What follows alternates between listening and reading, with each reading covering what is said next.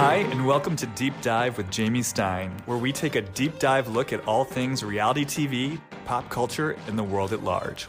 I'm an intuitive and an empath, which means I pick up on the thoughts, feelings, and energy percolating in other people and the world around me. I believe there is meaning waiting to be found at every turn if you're willing to see it. So join me as we dismantle everything from trash TV to high spiritual concepts and learn more about ourselves, each other, and how we're all connected.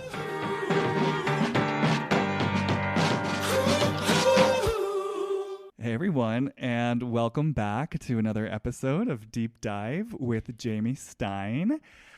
Today is a little bit of an unexpected episode for me. We are going to go into Salt Lake City. We're going to go into Heather Gay and the various conflicts that she is finding herself at the center of. And I'm calling it a bit of a surprising episode because I'd actually planned on waiting a minute before diving into Salt Lake City. I tend to like to let the storylines play out for a while before digging my teeth into them, just so we can get more information and more context and all that sort of stuff. But I have just found myself so drawn to Heather's way of navigating the various conflicts on the show this season, in particular how charged she's been getting, in particular, I mean, not just in relationship to the stuff with Whitney, even the stuff with Lisa Barlow and her father. And I just became aware of an impulse in me to start untangling some of these threads. So my sense of this is that this is actually going to be the first part of a two-part Heather Gay deep dive, let's just say. This is going to be setting the stage for exploration to come. We're going to start digging stuff up here. If it's like an archaeological dig, we're going to be digging into the dirt. We're going to be dusting off some fossils. We're going to be tagging the evidence, posing questions. And then my image is that once the season has a chance to unfold more, then I'll reconvene and we can go even deeper into it. The other little fun fact about this episode that I'll reveal is that I was originally thinking it might just be a solo episode, but then I was thinking about it and I realized, you know, I am someone, anyone who's listened to this podcast from the beginning knows I've never been a Heather stan, to use the lingo. I've always felt a certain distance between Heather and me. And conversely, I've also always had a soft spot for Lisa Barlow. So I just realized, you know, in the interest of wanting to bring in other voices that could round out the conversation and perhaps guard against any of my own personal biases as a human being and a television viewer, I thought I'd bring someone else along on this ride.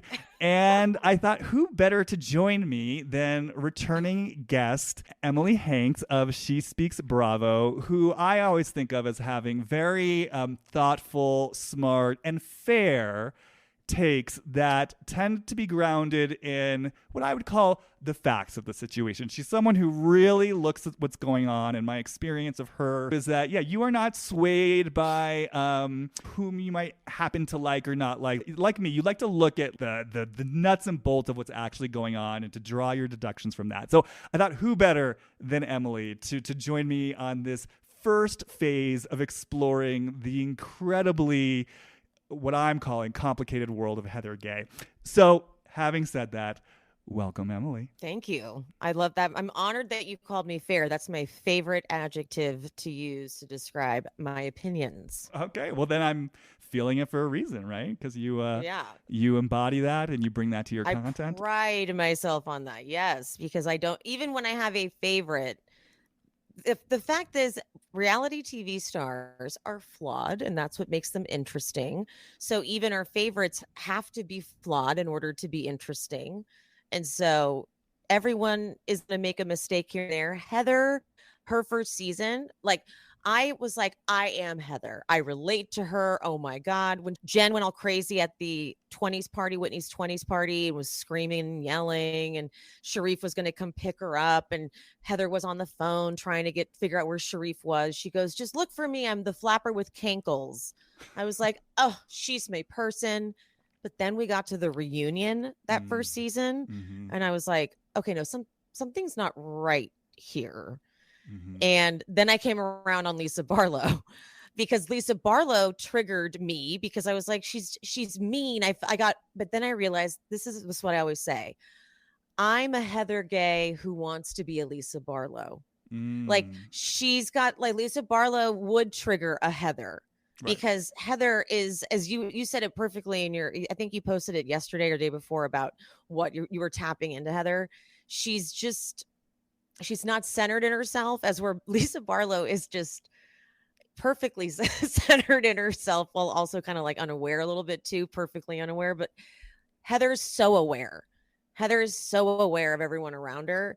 And once that season 1 happened, I was like, I'm catching on to something. I got so much heat too. At this season 2 reunion, I made a post of the Mean Girls, and I made it. I think it was Jen Shaw was Regina George, Heather was Gretchen Wieners, and I think Whitney was the other one. Oh my God, the fans ate me alive. Oh, really? Ate me alive. I have not received that much flack from my emotional distance from Heather because, like I said, I was one of the few people who never. Mm-hmm. I never really, I mean, as a TV viewer, I get so mindful now of how I speak about these people because they are real people. And then I don't know if this happens for you, but the more that I realize they are listening and they are hearing this, I just become so mindful of how I speak about them. But yeah, as a TV viewer, I never warmed up to Heather, but certainly saw what everyone else saw. I mean, I got it. I was like, she's charming, she's funny, she's likable. And that was almost my issue. It was this feeling for me, I'm as an intuitive, there's different levels of receiving intuitive information. So clairvoyance, for example, is people who primarily get intuitive or psychic information through images. If you're clairaudient, you hear things, like you'll hear whispers in your ear. I am primarily what's called clairsentient, which means my primary vessel for receiving intuition is my body. So I literally get gut feelings in my body that tell me things. And there are certain cast members on these shows. Brittany from Vanderpump Rules was one. Margaret Josephs from Real Housewives of New Jersey was another. I kind of even feel this way a little bit about that guy Jason on Winter House now. But there's certain people where when I'm watching them, I'm taking in what they're presenting. And it's like, it looks good. It sounds good. You're saying all the right fucking things. And something in me is just, in my body is literally saying to me, no, this isn't, you are presenting something that's not fully true. And I do not believe what you're saying. And I feel like this is what it is. I feel like you're so aware of how everything looks and sounds, and all the right things to say to present a certain way, but it's disowning a lot of other stuff that's going on underneath. And that was just my feeling off Heather from the beginning. And then I think for me, connecting that with, this is a woman by her own admission who's always been invested in being like the good girl, the good Mormon, being perfect. Now, her journey on the show, as she describes it, and part of what I want to start getting into on this episode is, what do we even believe at this point of what Heather says? But we'll get to that. Yeah. But, part of her journey, as she's described it, is that she was the good, perfect Mormon who was willing to break away and, as she calls herself now, be the bad Mormon. But what I was aware of, it's like, even in that journey as like a Real Housewife now, she is saying all the right things. Everyone loves her. And I've got this gut feeling that something's kind of off here, but then I'm watching her become this fan favorite. So on the one hand, she's saying like, I'm willing to be imperfect. I'm willing to no longer be the good girl. But then I'm watching you be this favorite Real Housewife. And there was just something dinging in me around that, around you're still doing it. Like, you're still playing the part of the one who's perfect, the one who's good, the one who's right. And my sense of her is she's so smart and adept at this that she'll also know when to be self-deprecating, that she'll know when to take responsibility for things, that she'll know, like, she'll be one of those people who says, I know I'm flawed, because she's smart enough to know she has to say that in order to be good. right? It's not authentic. She doesn't. She's doing it as a manipulation tactic almost. Exactly. Now, again, this is one of the questions I'm holding. To what, if I'm right, to what degree is she conscious of this? To what degree is she not conscious of this? I don't know. But I'm just speaking now to that. That was my impression of her and from her from the beginning.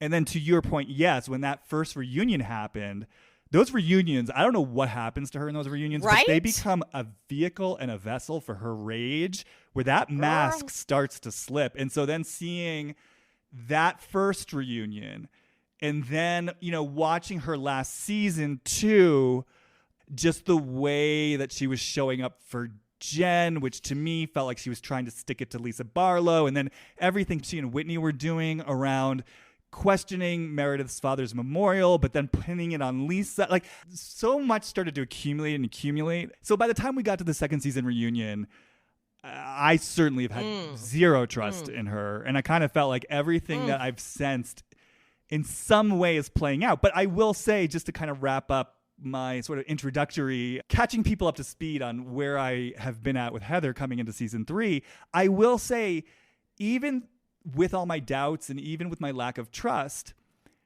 because she is so good at what she does and because there is something that can be so genuinely charming about her, I sometimes, I don't know if it's that I question myself, but I haven't always known how to hold these different parts of her, because there are these moments where I'm sitting there watching my TV thinking to myself, oh no, she really is witty and she really is self-aware and she's really saying something that's insightful now. And I'm trying to square that with these gut feelings that I'm having and these other threads that I'm seeing. So I just haven't known what to make of her. She's been a very confusing experience for me. The only thing I've known, the consistent through line for me is I don't trust what you want me to believe.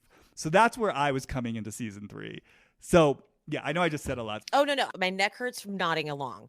You are dead on with what you just said. First of all, wait, real quick though, when you said about Jason on Winter House, agreed. Oh, really? Same thing. Oh yeah, when I recapped it with my friend Pia yesterday, we talked about that. We're just like, it's not authentic. He's trying so hard to be the guy.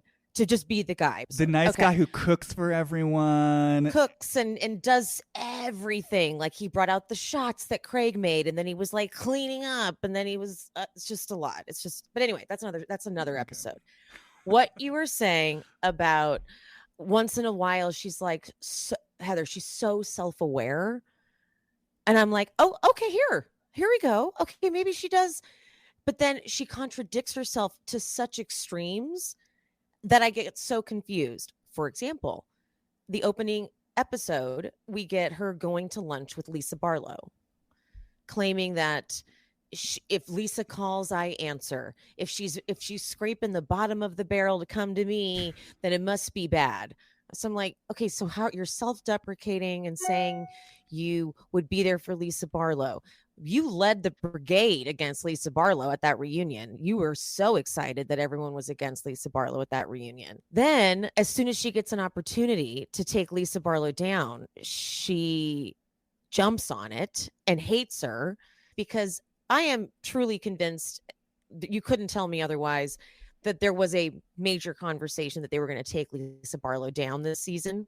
Because after that reunion, it seemed like that was clearly the plan. So that's why Heather had so much confidence saying, you have no friends left. And when Lisa said, who's not my friend here, she had total confidence raising her hand up because she thought other hands were going to be up, which makes me think they were having conversations. Like, that's why she thought that was going to happen.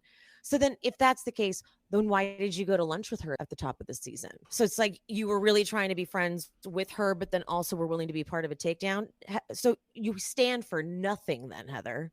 Well, because, if we go with this, it's because she wants things to look a certain way. She wants her hands to be clean. And so I want to start getting into the contradictions, because there's just stuff here, like the righteous part of me, that it's very hard for me to see gang ups and it's very hard for me to see takedowns. And that's why, like last year at the reunion, just watching the feeding frenzy against Lisa. Look, if you like her, don't like her, whatever. I think we can all agree it was just kind of an ugly pile on. And it's very hard for me to tolerate that. And so there's just some things that I just want to name and dismantle, and in doing so, really start highlighting the reality of what you just brought in, which is Heather is wildly inconsistent. I mean, wildly inconsistent. So can we take a moment to dismantle this conflict about her father's passing, Lisa tweeting the obituary and all that? Because I went back in preparation for this. I rewatched that part of the reunion where this all started. And I love it. Yeah, I took notes. Oh, Jamie. Okay. Yes, you did, sir. Okay. Because but Emily, I mean, we have to put on our protective gear wading into the swamp. It's so convoluted because Heather changes her story on a moment by moment basis. So I'm getting. Oh, it's so frustrating. Okay, I'm so excited. Oh my God, I'm so excited. I'm ready. Your excitement is feeding and fueling me. Okay, I'm so excited. Okay, so let me find my notes. So this all starts because Meredith is first telling Lisa, you weren't there for me essentially when my dad died. And part of what Meredith was saying, she started kind of victimizing herself over the Shabbat dinner she had earlier that season. Her father had just died. She was grieving. And then she's saying, you came to my Shabbat dinner and started attacking me. This is Meredith's word, attacking me about becoming friends with Jen Shah again. And you were so disrespectful to the fact that I was grieving. So already, there's kind of a tone here of, Meredith, as she does, is laying it on thick. I don't think anyone would say Lisa was attacking her about the friendship with Jen Shah. But regardless, that's where we're coming into this. So this has nothing to do with Heather. Heather then decides to interject. And she's like, well, I really relate to this. And, basically. Oh, I forgot that's how it started. Yeah. So I really relate to this. And the first thing that she says is, it's all about the fact that Lisa texted Heather a few days after her dad had passed saying, I hope your dad is feeling better. And so, I can see her face. It's vivid again. Oh, I remember this part. Okay. And so the reason why she brings this in, it's very clear. She's making an implication that you knew he had died and you were so thoughtless or oblivious or callous that you sent me this thoughtless text days after he had died saying, I hope your dad is feeling better. And she makes it sound like it's this really sort of, whether intentionally or unintentionally, this cruel, hurtful thing. Lisa then says, Lisa's clearly shocked because, obviously it sounds terrible. And she says, I didn't know he had passed. Heather then says this, I know you didn't know. And that's why I don't care. So I just want to stop right there. So wait a second. You're saying, if this happened, this is a whole other thing, but let's just go with Heather's story for a moment. You're saying, it was a mistake. You're saying you don't care. Why then are you bringing this up? Like right there, you are contradicting yourself. If you truly believe this was an innocent mistake, there is no point in bringing this up. Now, what's unbelievable about this, there's sort of a melee, like people are talking over each other. Underneath all that, Heather kind of says to Lisa, sort of also muttering under her breath, she says sort of passive aggressively, I mean, I think you don't know. I mean, everyone else knew. And so I'm just sitting there like, wait a second. She just contradicted herself twice in 30 seconds. So it's like, are you saying that Lisa did this? Or are you not saying that Lisa did this? And if you're saying that Lisa did this, why don't you come out and say it? And why are you like disguising it? Which we haven't even gotten the fact yet that it's not even true. Heather concludes this with like, I'm just saying I understand where Meredith is coming from. And then she says, I'm not doing this to attack you, Lisa. Oh, you So again, I'm sitting here thinking, well, okay, then what is the intention? If we don't even know what you're saying now because you've contradicted yourself. On one hand, you're saying you believe it was an innocent mistake. On the other hand, you're passive aggressively implying it wasn't an innocent mistake. You're saying you're not bringing this up to attack her. But then what is the intention here? And like I said, this is all proven to be wrong. Now, we'll get there in a second because I want to deal with that. But I just want to bring that into this moment that Heather, to Lisa's point, to Lisa's credit, was saying something that wasn't even true. Lisa didn't send that text after her dad died. So the whole thing is under the umbrella of either a lie or a mistake, but either way, it's not true. The part where she's muttering under her breath, like, well, maybe you did know. I mean, everyone else knew. That is then implying she knew and still sent that text. It's like she did so much in so many seconds there. That's what I'm I don't saying. like that. It's like I don't like that at all. It's a 15-second moment and she changes her story 3 times. I cannot with that. She took an opportunity that Meredith gave her. Meredith was doing you attacked me for my friendship with Jen, that whole thing. She took that moment and went, Meredith, I know exactly how you feel. She texts me, I hope your dad is feeling better 2 days after he died. And doesn't Andy go, what? Yeah. I feel like Andy reacts and she goes, yeah. Yeah, she does. Yeah. Right? Like so smug, like, yeah. Uh-huh. But then to go, well, I mean, no, I know. And that's why I don't care. Yeah, exactly. And by the way, and to bring in the fact, let's just be clear here, because we're going to talk about this in a moment. She was weaponizing her father's death. Absolutely. Yeah, that's literally what she did. Yes. Okay. And I also want to bookmark the part where she says, I mean, everyone else knew. I want to circle back around to that when we're going to talk about her final conversation with Whitney at the end of last episode, because that was there are things to say about that. That's when something really clicked into place for me around Heather's capacity to lie, because I feel like there was a bold-faced lie that was told, but we'll save that. So yeah. Then we fast forward to this next season, right? And, Lisa, obviously, she wants to clear her name, and she does so in a bold way. I mean, look, could Lisa have taken the high road? Yes. Could she have let it go? Yes. But I also understand. I mean, it's not pleasant, especially in a situation where you're being ganged up on and people are using your actual bad moments against you. She had that rant. Yep.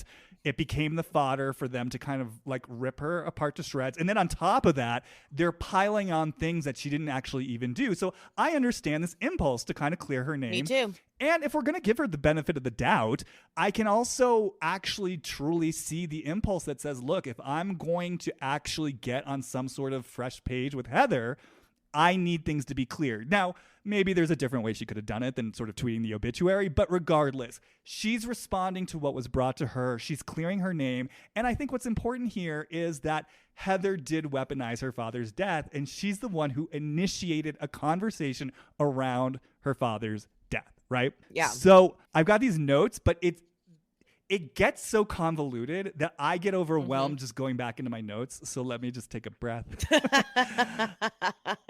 So I guess, okay, so I'll go in chronological order with the show. So we first hear about what Lisa did with this tweet when Heather is at Beauty Lab with her partner and she's confiding with her about the book, right? Okay. Again, I'm just getting overwhelmed because Heather starts bringing so much into this. She starts this conversation off being like, I was so hopeful that I could not identify as Mormon and still have my family. So she's sort of setting it up.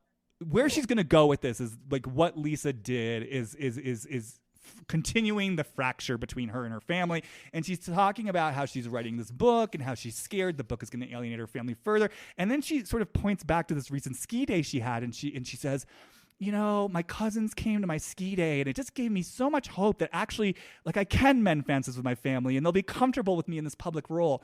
Now, this is where I start having broader questions, and I'm really curious on your take about all this, because what I'm aware of, Emily, at least the way that Heather presents, her narrative, the story of her life on this show, I'm just starting to get confused, because I'm sort of sitting here thinking, you this is your third season. This is your third year of being on the show. This has been your storyline the whole time. I don't feel a lot of motion around this, in the way that Whitney, I feel like, is on a journey, and we could see her, she's, whatever the language is, she's resigning from Mormonism. She's recovering memories of abuse. She's stepping into herself. There's motion in her story. And with Heather, it's like, okay, even before the show, you got divorced, which I know is a big no-no. Right. But, you and your husband both got divorced. You clearly survived that. You have an amicable relationship with your husband. We've seen you be supportive of your daughters leaving the church if they want to. We've seen you dating. We've seen you on camera having this like reconnection with your sister when they were in, was it Vale or wherever they were? We've seen you, yes, like meet with those relatives who were like, we're leaving the church too. We've seen you now with your cousins on the ski day. I'm just starting to have questions.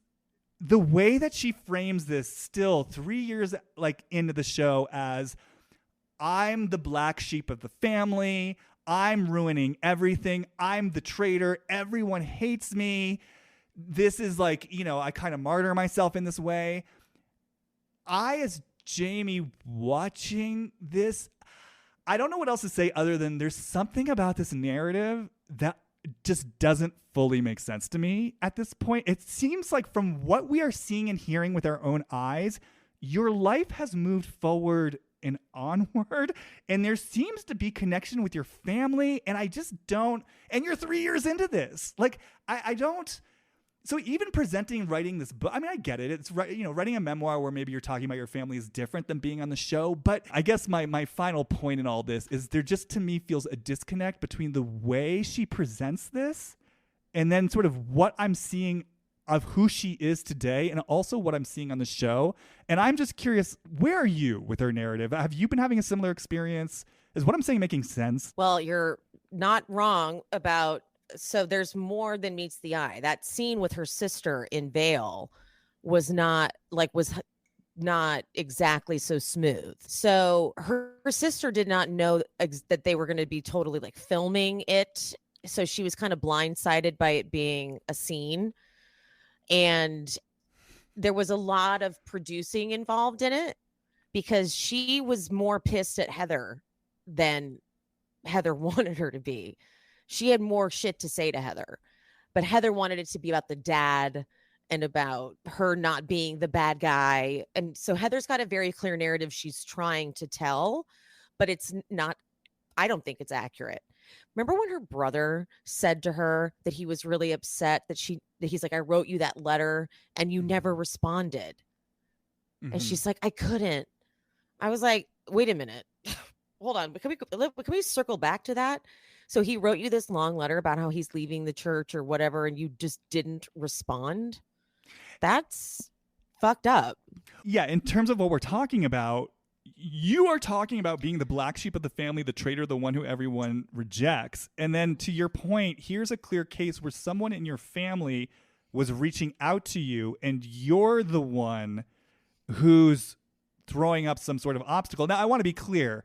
This isn't to like shame. Sometimes we need space and I don't know what the situation is in that relationship. So it's not to like self-righteously tisk Heather, you didn't respond to your brother. But I do think it's interesting from the perspective that we're talking about today of if you are this black sheep of the family who all you want is connection with your family and you're writing this narrative that, yeah, everyone rejects you and sees you as bad. But then here's this opportunity where someone from your immediate family is reaching out to you for help and support. I think you're saying around the very topic that is like so painful for you, and you're the one who doesn't respond. Again, it just kind of casts a shadow of doubt. It's not tracking.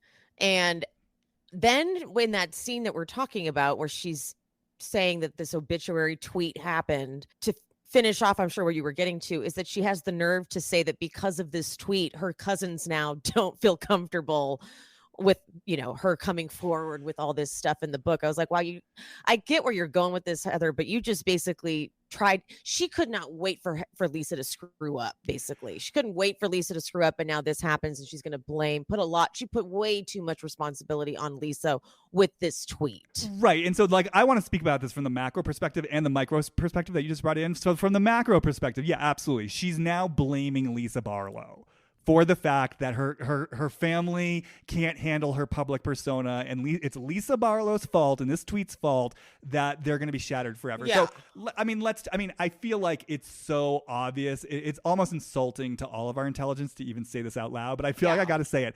No, your problems within your family are not Lisa Barlow's fault. Your decision to go on The Real Housewives is not Lisa Barlow's fault. If your family relationships are so fragile and fractured that you going into the public eye and going on a reality TV show is going to destroy that has nothing to do with your castmates. If you weren't fighting with Lisa, you'd be fighting with someone else. So I guess I'm just saying this on the macro level because to me, when I see something like that, because again, we talked about this up top, there's like Heather's smart.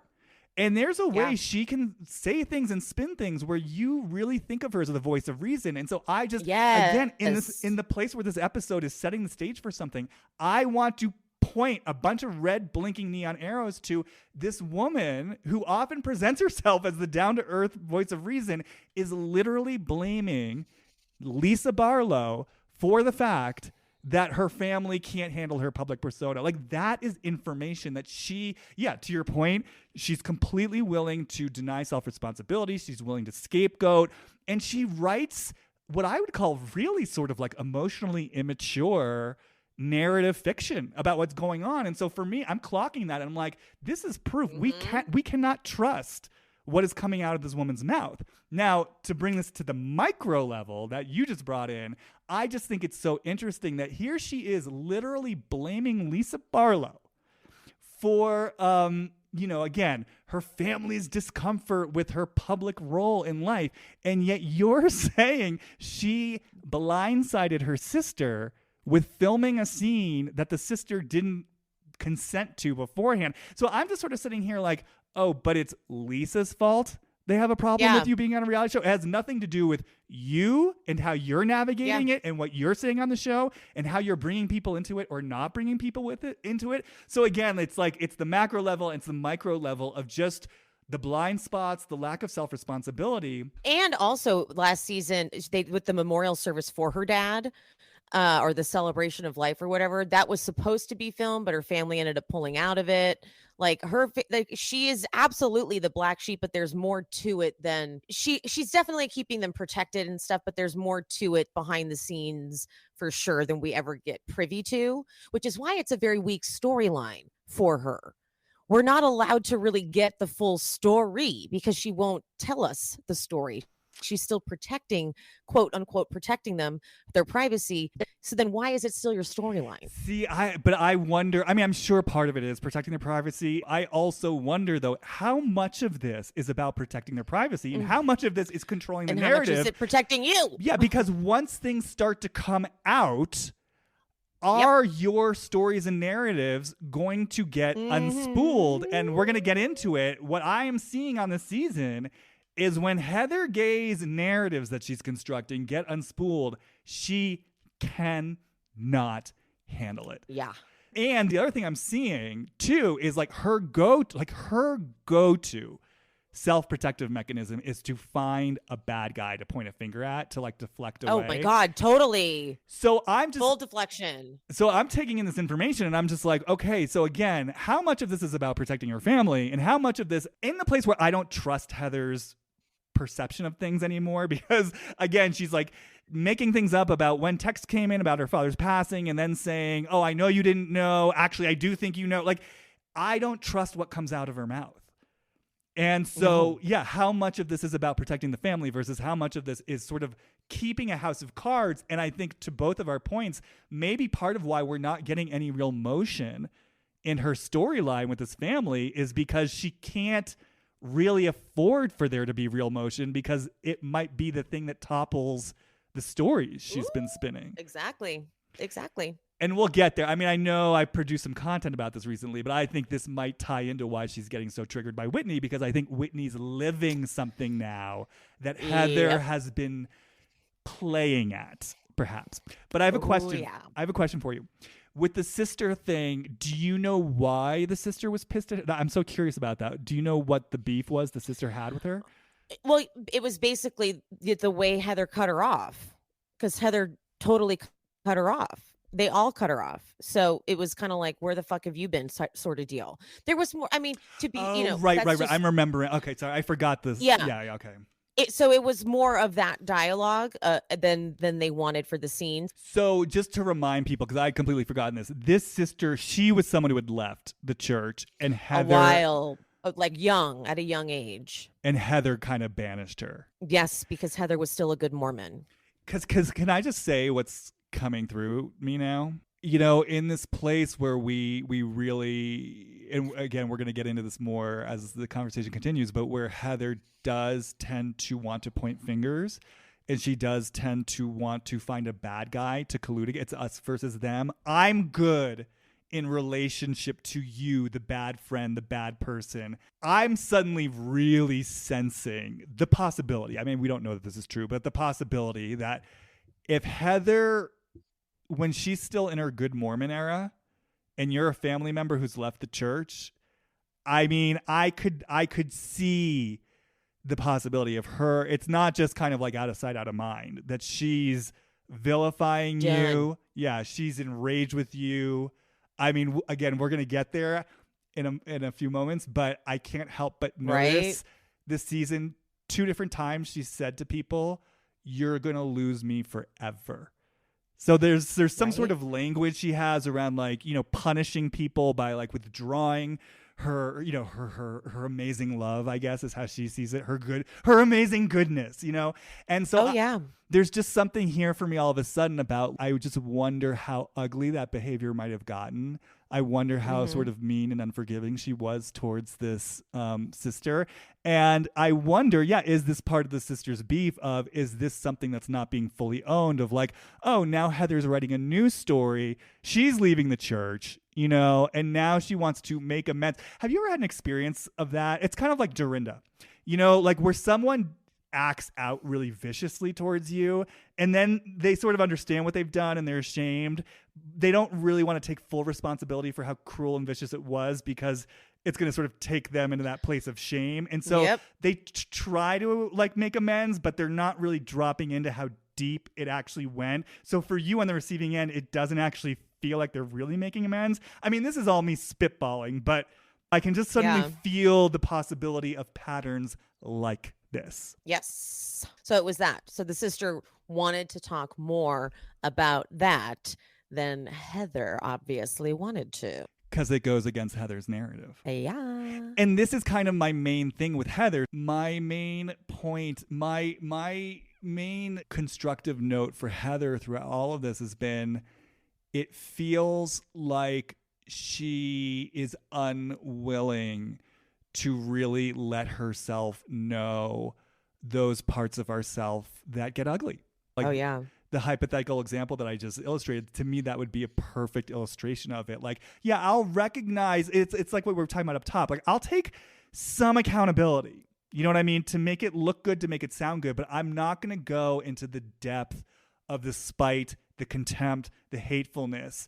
There's something I'm protecting there where I won't let myself fully know that for myself somehow. Because it's almost like if I let myself fully know that, then it really means I'm not a good person.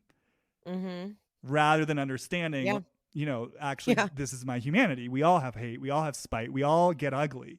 And it's also just so interesting to me because one of the things she was saying to Lisa in the reunion last season was, I just want you to be in the ugly. I want to be in the ugly with you. You know, and it's... And I'm always saying she's always accusing Lisa and other people of the things that she's doing. So she even says, I mean, we'll get there, but when she gets into it with Lisa, she's like, you weaponized my father's death. And that's why I was so clear to say, actually, you weaponized your father's death. You're the one who's unwilling to get in the ugly. And that's where I start to, again, really question, like, how lost is Heather in her Hall of Mirrors? Because there's such a classic case of projection that seems to streak through her life, where she literally points the finger at other people and accuses them of the very thing she's doing. Totally. I want to keep going. I'm so excited. So, the last thing I wanted to say about this conversation is at Beauty Lab. And I will say, you know, just to bring some balance into this, the part of Heather I love the most is Heather the entrepreneur. And I would love to see more about that. I mean, I might be in the minority. I love business. I love entrepreneurship. I love a good business storyline. And when Heather's talking about expanding her operations and opening the new locations, I'm like, this is the Heather I like. I wish we could just stick with this. Like, I mean, it seems to me she's created a really successful business. And I think that's fascinating. Agreed. So I wish we could just see more of that. But so that's my I do agree. That's my, I'm throwing Heather a bone there. That's where I like Heather. Well done. Well done. Okay. That was cute. We tried. It is sincere though. Okay. The other thing that I wanted to say about this was there's something about the way too that she referenced that scene at the ski day where she said, oh, my cousins came and I really took that as a sign that everything was getting better. Again, Emily, like when I watched that scene, there was nothing in that scene. It seemed so casual. It seemed so light. There was nothing in the text that we were presented with that suggested her family was in any way uncomfortable or that there was anything like remotely emotionally momentous. There's nothing dramatic. And so when I look at Heather referring back to that scene as an example of like, finally the family was coming together. Such a good point. And then, but then Lisa tweeted this tweet, and now my cousins who came to the ski day, it's jeopardized everything. It's just another place where I'm like, this isn't matching up with what I've seen with my own eyes.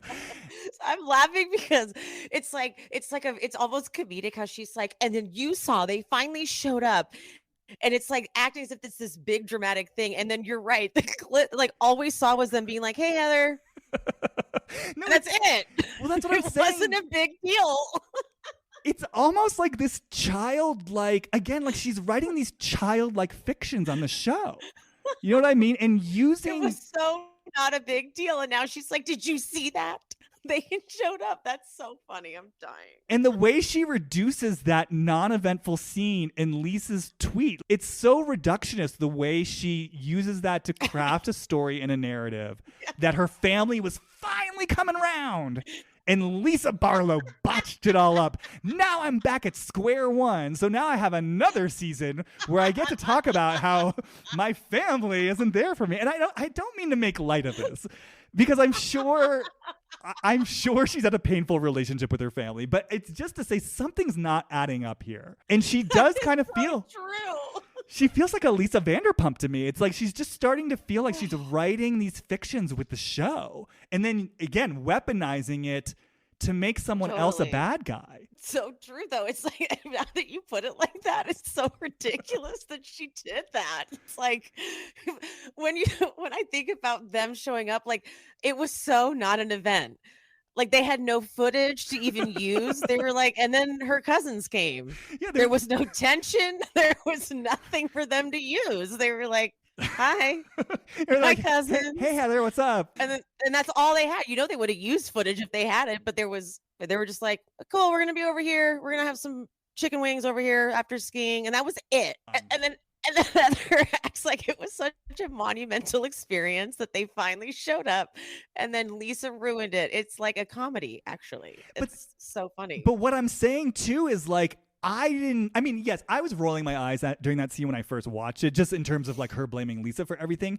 But it wasn't even until I watched it the second time that piece that I just brought in landed. And that's what I'm saying. There's a way that Heather, she's able to present things in a very convincing way, and it happens so fast where you take her at her word. And that's why I just wanted to do this part 1 episode of naming all these inconsistencies, because I just want to set the table for the listening audience and the spiritual arbiters of justice. Like, no, this woman is spinning a lot of tall tales, and she's saying a lot of things that don't make sense. And the second you kind of put it under a microscope, it's not holding up. No, it's so good that, Jamie, I fell for it. Like, I was like, yeah, I guess that's fair. Yeah, okay. I guess they wouldn't want that tweet out there. Like, I was like, okay, fine. I guess I didn't even catch how ridiculous it was until you just said that. Them showing up to that event was so not an event. Like, we've seen scenes in Bravo where like a family tension scene happens where we've seen those moments. This was not that moment. The cousins showed up and went skiing, and they were like, it was practically, they were like, it was almost like they see Heather all the time. That's what I'm saying.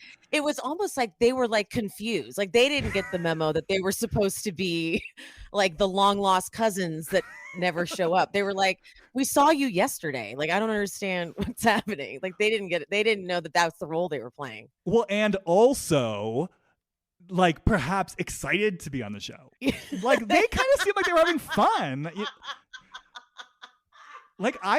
Didn't you kind of get that vibe? Like, yeah, we're going skiing, they're filming, this is fun. Oh, there's that crazy lady Jen, you know, like, it seemed kind of fun. Cut to them being like, we love this. What are you talking about?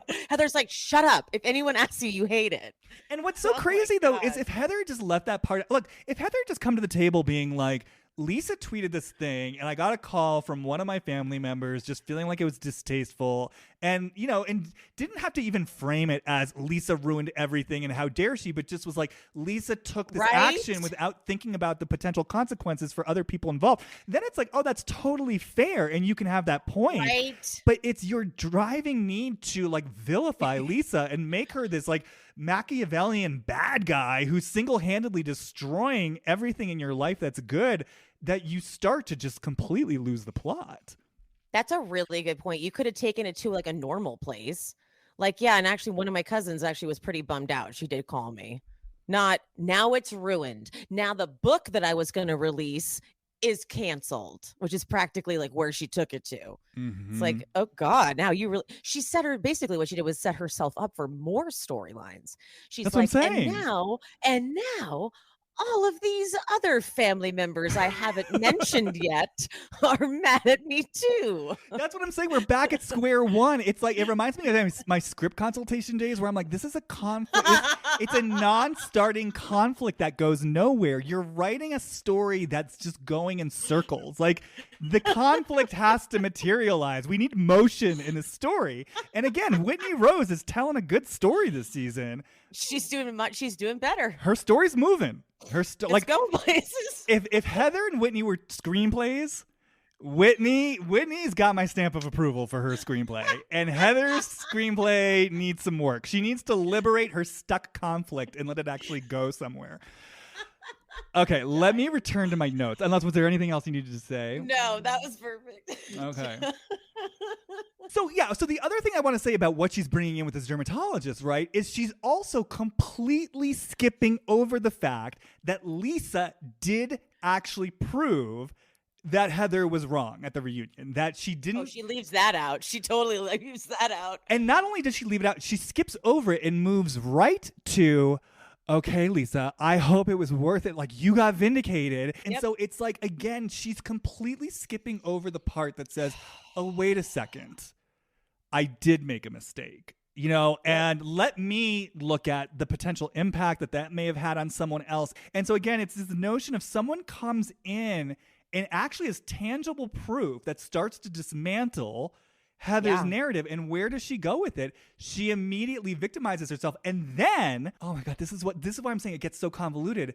Switches up the story to, okay, wait. So this is what I'm saying. I get confused. So we've established, okay, this is what it is. It's not that he's died and she's gotten this text that's hurtful. It's he was in hospice, taking his last breaths. We were gathered around him, and I get this text from Lisa saying, hey, is your dad feeling better? Again, like, what the fuck? Like, what's wrong with Lisa? Lisa is checking in on you about your dad, which, by the way, you two weren't even friends last season. So you weren't telling her what was going on, so she didn't know what else to say. If anything, you're kind of making a case for Lisa being a thoughtful person because she is thinking to text you when you guys don't even have a good relationship in the first place.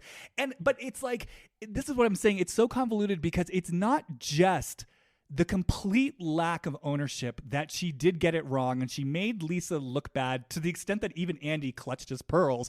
But then it's like, I was wrong using that to vilify you. I was clutching my own pearls about how devastating it was to get that text days after my dad died. Oh shit, I didn't get that text days after my dad died, but it was devastating to get that text when my dad was in hospice. And it's just like, Heather, you're just finding any way possible, again, to vilify this woman. That's all you're doing. And it's like, it just feels so good to be saying this out loud and to be saying this, like, for you to hear it and see it and for it to be received by the listeners, because it's like, I want this named. She's doing anything she can to tell a tale about villainous Lisa. And again, she is weaponizing her father's death. And this needs to be seen for the record that this is how this woman operates in conflict. Yes. Okay, so so now we are at the infamous choir tryouts, which, by the way, iconic. I love this storyline for just how ridiculously fake it is. But it's one of the Yeah. few cases where like the fakeness of the storyline is amazing to me. And I wish Yeah. every Real Housewives franchise had some sort of storyline about community theater or Me too. singing groups, anything involving performance Yes. or auditions. Yes. The other thing that I would love, oh God, this is a digression, and then I want to hear what you have to say. The storyline that to this day I feel like we were robbed of was Heather Dubrow and her friends opening a restaurant in Orange County. I just wish we'd had that storyline. It's my deepest regret. The idea of a storyline of Heather Dubrow opening a restaurant, running a business in Orange County. It's like The Restaurant. Remember that show, that Mark Burnett show, The Restaurant with Rocco DiSpirito? No. Oh, you should check it out. Just the idea of like combining The Restaurant with the Real Housewives of Orange County is just, it's like manna to my reality TV loving soul. Damn. So anyways, here we are. We're at the audition. I'll let you take the lead. What do you want to say about this? Okay. Can I go on a Lisa Barlow rant of how much I love her? Of course. Okay. Because the fact that Lisa Barlow could show up with that level of confidence. First she walks in with her sunglasses still on and said, "I'm here for the audition," knowing what that would look like. She's like, "This is a moment." And it was, I mean, iconic. Then the way she says, "I'm here to support Heather Gay on her mission for spirituality her own way." I was like, that's, you guys, like, this woman cannot, like, she's getting it all right. And so Heather's like, fuck, I can't be mad at that. Fuck, I can't be mad at that. I can't be mad at that. When Lisa starts singing, they cut over to Heather, and I can tell Heather's like, I cannot believe that Lisa's able to come in here, not a singer, but still manage to steal this fucking show right now. Like, Heather's like, she did it again. I swear, the feeling I got from Heather's like, damn it. She did it again. She did it again. How did she do that? And that is where, like, Lisa will always win, because at one point Lisa kind of like pops her hip, like she's like, away, like she just like pops her hip, and then she goes, "Is that it?" Like, she looks at the judges, but then to Heather's dismay, one of the judges, Corey, is there for it. He's there for the camp. He loves it. He's like, that was beautiful. He loved it. He ate it up. And Heather's like, I didn't let him know that we hate Lisa. Like, Heather's like, I forgot to tell him we hate her. And when the way Lisa leaves, like in her little boots, she's like, is this where I exit? And then she like walks out. And then when she comes out, she's like, did you guys hear my audition? Did you love it? Oh, like, everything about it was so perfect to me, which is why I was like, you have only made Heather's life worse right now, because Heather's like, damn it. Can I ask you a question about something you just said? What? When you said that Lisa was saying, I'm here to support Heather Gay's spiritual journey, doing it her own way, and she said it just right. I'm curious, for you, when you're saying she said it just right, was the energy of that for you? Did you think it was total camp, or did you think there was sincerity in it as well? I did. Yeah. I think Lisa meant it. Yeah, that's what I was going to say. Lisa means it. Yeah. And I think, damn it, I agree with you. And, you know, I will say, you know, there's been contact with Lisa. And one of the things that's been really interesting for me, kind of in interfacing with her, is feeling that. Like, I've always said that on the podcast, that why I liked her was I could feel a vulnerability underneath all the chaos, and I could feel her heart, you know, and for some reason that touched me. And when I've interfaced with her, you do feel it. Like, she takes you in, and she gets things, and she reflects things to you. And I've noticed, like, in conversations, like, I've actually felt touched, you know, just by even simple things, you know, like me coming out here to New Mexico, and I mentioned that, and she just said something like, that's going to be really great for you. I can feel it. But it was the energy in it where I was like, oh, you really are feeling it. There's something really connected in her heart. And so like she said, I'm an empath. I absorb it all. She said that, and when she was freaking out in Arizona, she did. And I think she means it. And I think for me, what it made me aware of, it's like, oh, I understand even more now why someone like Heather and previously Whitney would get so triggered by her. Because if you're around this woman who is, I mean, look, she's very type A.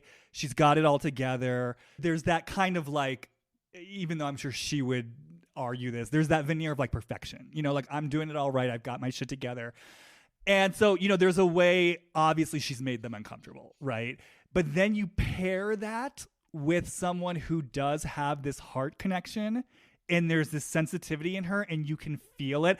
I understand a lot more now why someone like a Heather or previously a Whitney would be so charged and triggered around like I want you to give me some of that light, and when you don't, it makes me feel even worse about myself. It'd almost be easier if Lisa were just a mean girl, but when it's paired with an actual heart, I mean, I'm just feeling it now for Heather. It's like, oh my God, it's like maddening. Oh yeah. It's like, give me the love, give me the love, give me the love, give me the approval. And when you withhold that from me, OMG, it triggers every part of me that doesn't feel worthy, that feels less than, that was the outsider, was the one who didn't get picked at school.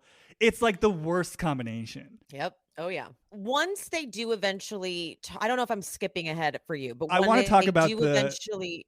I want to talk about their fight at the audition. Okay, because once they get to that, and once they fight about that, and Heather makes this face when after they're like, you have no friends, and they do like the voting thing or whatever, like, I'm not your friend. Lisa starts trying to talk to her. And I know this because I screen recorded it and was making content, so I kept looking at the footage. Heather makes this face because Lisa tries to come towards her and like explain. And I love the way Lisa tries to explain it, because when Lisa's like explaining, like taking ownership of things, she's really funny, because she's like, yes, I shouldn't have like maybe tweeted that, like maybe not the obituary part, like that was maybe wrong, but like, and then she just keeps explaining. Heather looks almost afraid of Lisa having a moment to talk to her, because it's once again, it's on camera. It's like giving Lisa a chance to maybe vindicate herself. Mm-hmm. And then Heather literally says, no, you're right. I'm a liar. You're Right. the one who's vindicated. And just like, there you go. But her face literally looks like fear to me. Like, get away from me. Don't even come near me. I was like, wow, Heather is, she just looked terrified. Like, I'm about to be the bad guy for once, and I don't like it. Well, I think what you're saying is interesting. I'm curious about your take on this as well, because my experience of Lisa this season is that she feels more direct to me this season. It feels like something flipped in her after the reunion. I think last season she was, sort of trying to be more everything to everyone and playing things more safe and being mindful of what she was saying or not saying. And it feels to me like I feel like after that reunion, something kind of turned, and she's more willing just to be like, in so many words, like, no, like, shut the F up. This is what's happened. This is where I was coming from. Like, and it's not right and it's not fair. And so I wonder, I really like what you're saying. And I wonder if part of that is Lisa's sort of willingness to be, let's sit down, let's get direct. Like she's saying, like, I have a right to clear myself here, and I'm not going to prostrate myself at your feet just because like you're all ganging up on me or trying to write a narrative, right? To me, this just comes back to like, yeah, Lisa is bringing in something really clear here, which is you did try to bring something in this reunion to make me look really bad, and it wasn't true. So Lisa is coming in with very clear, tangible information of like what you said wasn't right. And what I think is so interesting is, so here's a place where Heather's narrative is just unequivocally getting dismantled. There's no like ifs and buts about it. And to your point, what does Heather do? She can't and won't tolerate it. And so then she moves to this very emotionally manipulative posture, which is just like, okay, Lisa, you're right. I'm wrong. I'm a horrible person. And I hope you're proud of yourself. It's just like, yeah, there's no penetrating that. And she literally wouldn't take in anything that Lisa was saying. She practically charged out of the room, which she's going to do again with Whitney at the end of the episode. I mean, look, I'm not into these diagnostic terms. One, because I'm not an expert in that way and I don't know about them. And two, because I don't like diagnosing people in general. But what I will say is like my experience in my therapeutic training and with group facilitation, I will say that a very common trait in those people who are often are described as borderline personalities is when something comes in that they don't like, they will shut down and they will literally leave the room. Like I've seen so many people in group workshops leave the room. It's like, I can't tolerate what's coming in, so I'm just shutting it down, and I'm going to say this, and Shannon, it's very Shannon Medore. You know, very Shannon Bedore. you know, it's like, I'm gonna like kick up a lot of fuss, and like, you know, I can't tolerate what you're bringing to me. It strikes something in me that I refuse to tolerate. So let me kick up a lot of dust and I'm out. Like literally I'm leaving the room and slamming the door. And so it's just so interesting again in this place where it just feels so important to name the patterns of Heather. It's like you present yourself as this woman who wants to be in the ugly, who wants to be in the trenches of relationships, specifically with Lisa Barlow. Here she is. She's bringing something to you. And what do? You shut it down, you victimize yourself, you emotionally manipulate, and then you leave the room. It's like, heaven forbid you acknowledge, you know what? I was wrong to jump on Meredith's moment and say I relate to it because you didn't text me when my dad died. I was mistaken. Heaven forbid. Heaven forbid she go there.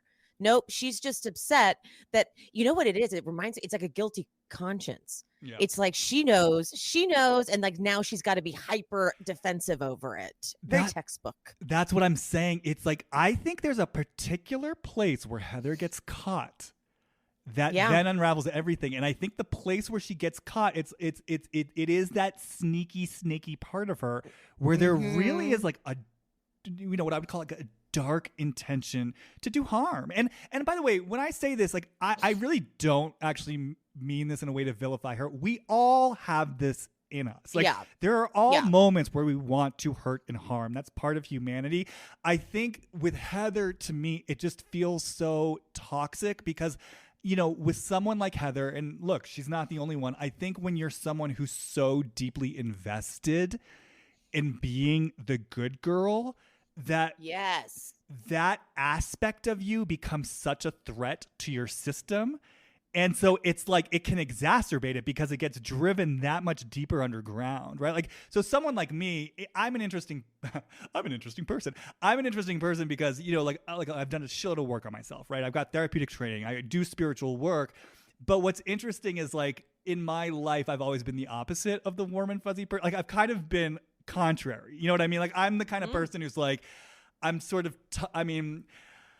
I guess this is also me being hard on myself because I'm sure there are people who would disagree. But my perception of myself is like I'm tough on the outside, but then I have a soft heart underneath.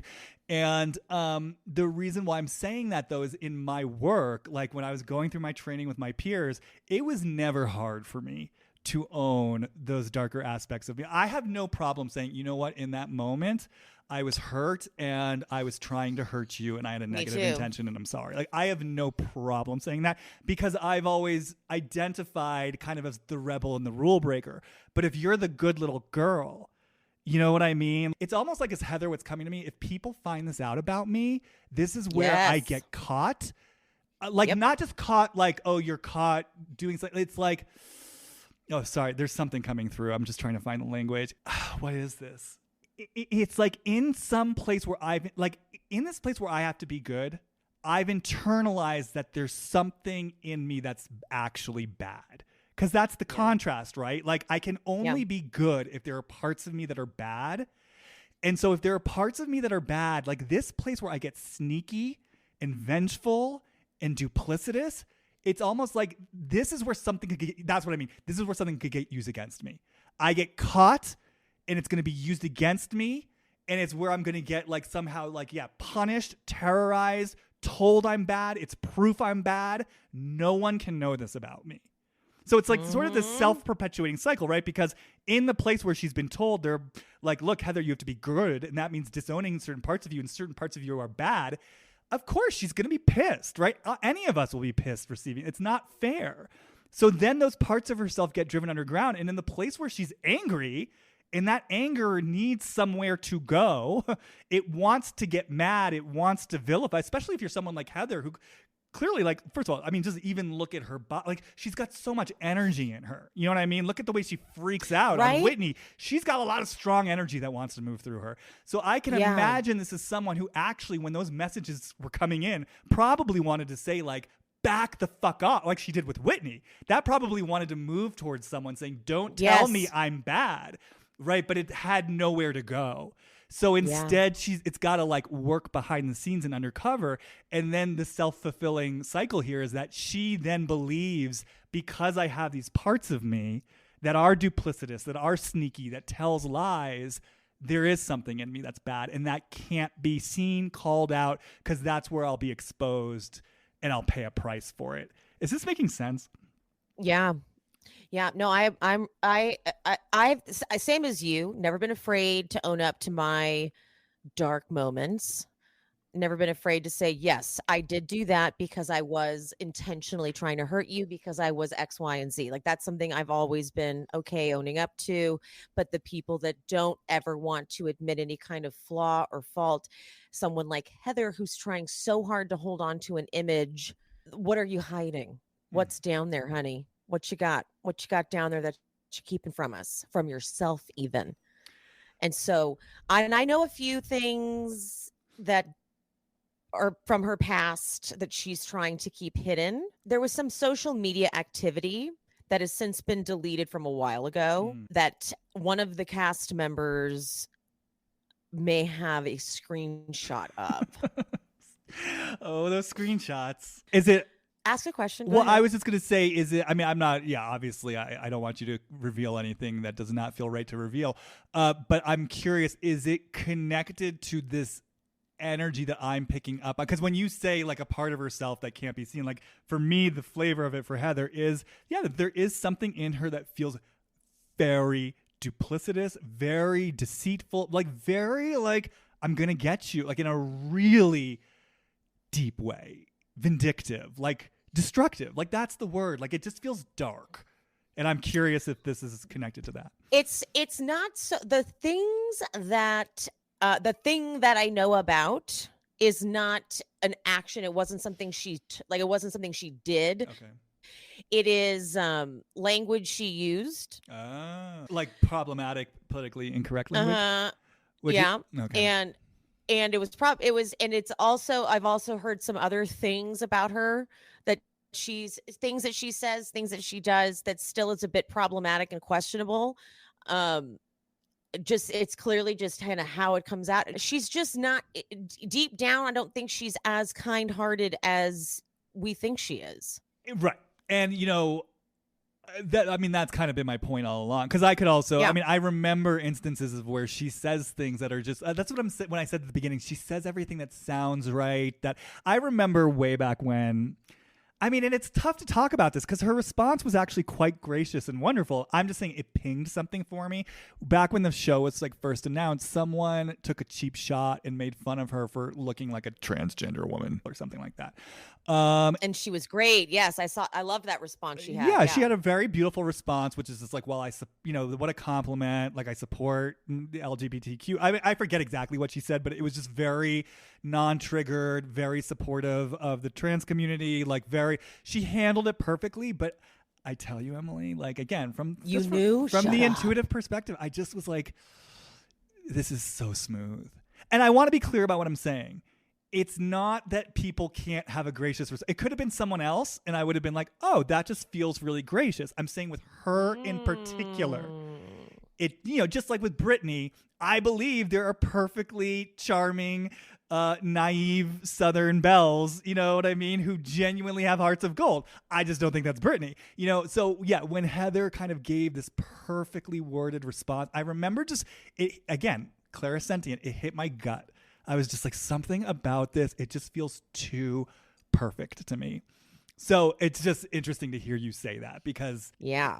And, the last thing I kind of want to say about this before we pivot is, and I feel like I spoke to this in a way, but just to really consciously name it, this energy that I'm calling sort of dark and destructive and that I think Heather judges in herself, it's only destructive because of how it's disowned. It's only destructive... Exactly. Because it's in the shadows. And like what I would want to, like, if Heather could own her competition, if she could own her spite, if she could own her contempt, because once she's willing to own those parts of herself and to know that energy on a deeper level, to get conscious, she can start to understand, one, where it comes from inside of her, like why she's making these choices. What is it in her history that she learned that she had to drive this energy underground?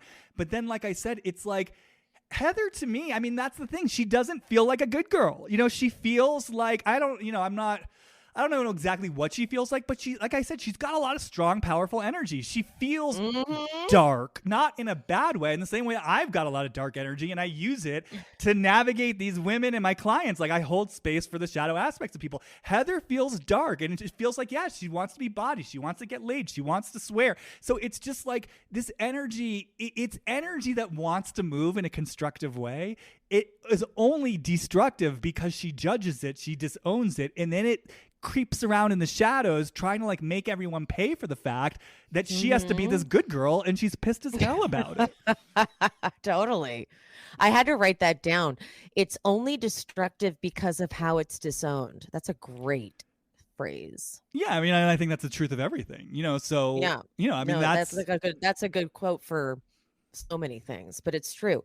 The more you disown something, then it can destruct, but that's exactly it. Ooh, that was good. Ooh, I love it. Yes. Yeah, I mean, when I work with my clients, a lot of times what I'm supporting them to do is I'll support them to consciously own the part of them that, that's outrage, that hates, that makes destructive choices. And they'll say to me, but like, wait, why am I like, I don't want to own, like, they'll say, then I'm giving it energy. And I'm always like, no, actually what you're doing is you're owning it to bring it into consciousness and to know this for yourself so that you can then like let the energy move and find out what's on the other side. When you resist knowing the power, the pleasure, everything you get out of this, that's when it rules you. It's like what Jesus said, what we resist persists, and it's really true.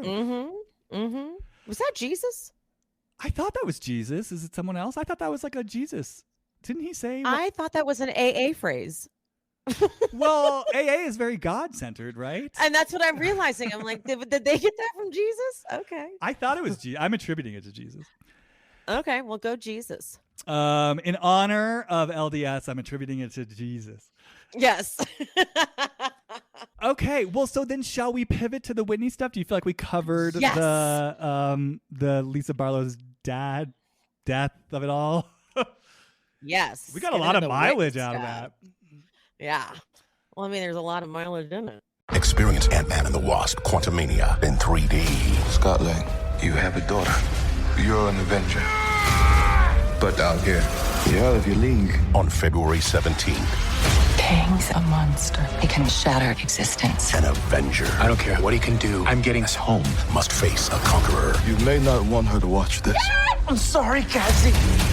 Ant-Man and the Wasp: Quantumania. Experience it in 3D. February 17th. Rated PG-13. May be inappropriate for children under 13.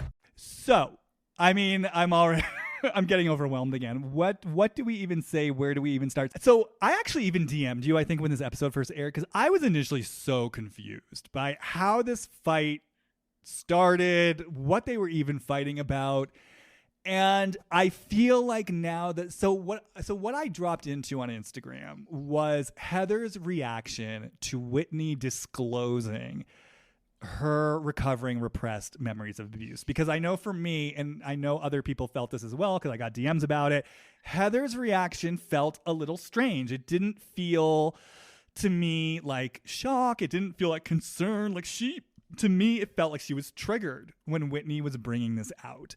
And I really sat with it. And the more that I sat with it, to me, it just started to feel like competition. It felt like jealous. Yeah, it's like I've positioned myself, as we're discussing, as the bad Mormon who is breaking with family tradition and speaking up to the family lies, and like this is literally what she's cultivated for herself over the last 3 years. And now here's Whitney, and if what we're saying is true, she's been doing it in a way that's been very self-serving, very controlling, very calculated, and kind of in a way where it is an immobile house of cards that can't really go anywhere, right? But it's like her stock and trade in the show and perhaps in life. In comes Whitney, and to me, I know there are some people who are kind of questioning it. To me, it feels very real. Agreed. And I actually want to say, like, I've actually purposely never talked about Whitney on the podcast before because my sense from the beginning has been like, it just feels to me like there's some sort of sexual trauma there. So it's actually felt great for me to see her like go into this. Like, it feels like such a relief that she's clearing this out. And yeah, her journey feels totally real to me.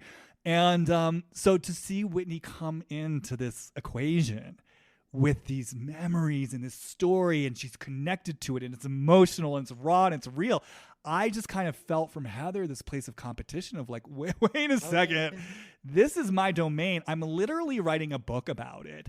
And you're coming in with something that, you know, as Jamie, the way that I hear it is like, I can't hold a candle to this. And like, you're like stealing my thunder right now. And then again, like that frozen place of, I can't even be upset about this. Like the only place I can be in this is a supportive friend, but something in me is really pissed about this. So, you know, I just kind of want to bring, because once I got clear on that, I mean, again, if I'm right, it started to contextualize a lot more of what happened at that trashy lingerie party. Oh, that was exactly what I saw on her face. Oh, she goes, you? Yeah. Like the way she said you was like, she wanted to be like, this is my thing. That was I feel like that was all she could get out was you. This is what I was supposed to go through, was some sort of family trauma revelation type of thing. She's like, you're bringing this in? Damn it. And it's like, not only are you bringing it in, but you're doing it better. Yes, I can't top this. That's exactly what I got. 100%.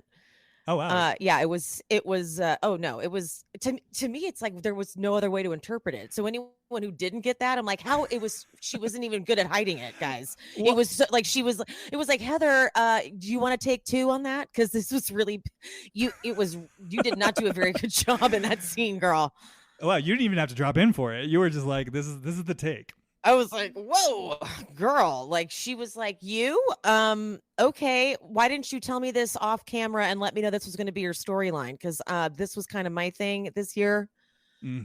It was very unsupported. It's like she didn't even believe her. Yeah. Because it was like, no, because I'm doing the fake storyline family thing. Don't you know that? This is my fake storyline. Part of what really came through when I kind of really dropped into it was this kind of contempt for, you know, what I'm languaging as Whitney's sort of messy process. And I could really kind of, because, you know, again, Heather's very controlled and controlling, again, if what we're saying is true. And then in comes Whitney just kind of barreling through, like, and I think this a mess. Yeah, exactly. And I think this speaks also to what happened at the lingerie party. It's like Whitney's getting drunk. Like, Whitney is someone who's just not censoring herself. I don't think Whitney, I mean, don't get me wrong. Do I think that Whitney colluded in stuff behind the scenes? Like, yes. And also, by the way, I also think Whitney, part of what she had so much in, oh, this is so interesting. Oh, I love this. Okay. Something just totally came through about like family and pattern. Because I was going to say, like, I think part of what Whitney really had in common with Heather is that they both had this relationship to being the good girls. And so isn't it, in sort of disowning these other aspects of themselves, so isn't it interesting that as Whitney is like reclaiming these aspects of herself that were literally repressed and dormant, and she's claiming the truth of her experience, it's like in that place, a fracture is coming in this old friendship that really very much felt like 2 young, like goody 2-shoe hall monitor girls, like trying to take down, you know, like, yeah, the mean girl in the story. That's interesting to me, that like Whitney's stepping into something. She's stepping into like the adult woman who can kind of look back and say, no, my inner child like went through some shit. I'm claiming it. I'm speaking it. I'm integrating something within myself. I'm not wrong. I'm not, you know, she's been saying this. I'm not bad. I'm not going to apologize for being, you know, public, strong for who I am. I'm not going to be shamed.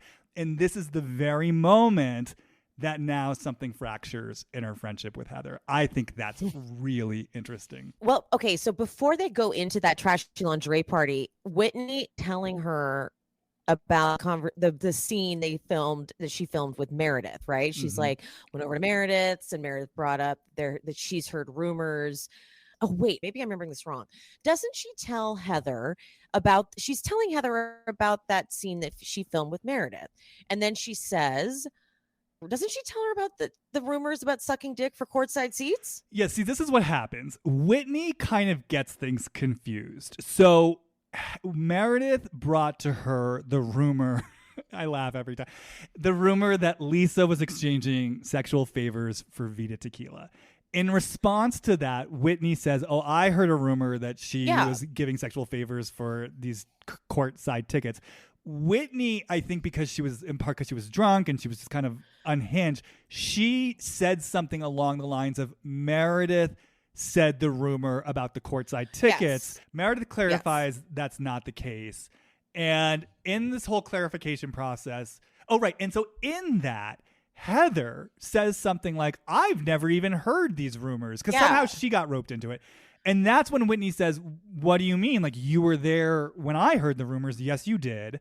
And Heather then says, you're lying, which I think it's just really interesting that that's Heather's response, not like, oh, you're mistaken, or I didn't hear that part, or whatever. She's like, you're a liar. That didn't happen. Whitney at that point bristles at being called a liar and says, you're a liar. You were there. This is when Heather gets so spun out. And I mean, I rewatched some of it again today. I mean, the way that she screamed, I'm trying to remember the exact phrase, but it ends up her screaming the word like, that little nugget, you left that little nugget.